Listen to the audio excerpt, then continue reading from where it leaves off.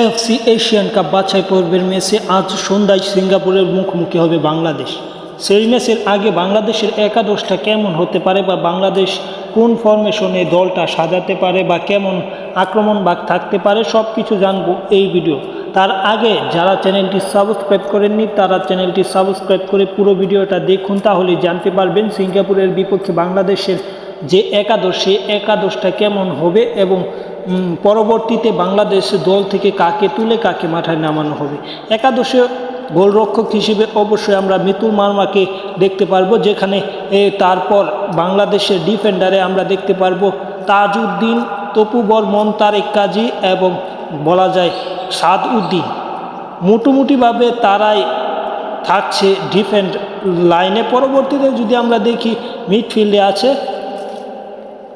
Defensive মিডফিল্ডে থাকবে জামাল ভুঁইয়া এবং হামজা চৌধুরী, এবং যদি বাংলাদেশের আমরা অ্যাটাকিং মিডফিল্ড দেখি সেখানে রাকিব থাকতে পারে এবং থাকতে পারে সমিত সুম এবং ফাহমিদুল এবং আল আমিন, যিনি থাকতে পারবে ফরওয়ার্ড লাইনে থাকতে পারে। পরবর্তীতে মুরসালিন সহ আরও অনেকেই নামতে পারে, সোহেল রানা সহ অনেকেই মাঠে নামতে পারে, তা হচ্ছে পরের কথা। কিন্তু প্রাথমিক একাদশে বাংলাদেশ গোলরক্ষকের ব্যতীত 4-2-3-1 ফর্মেশে সাজানো হতে পারে দলটি।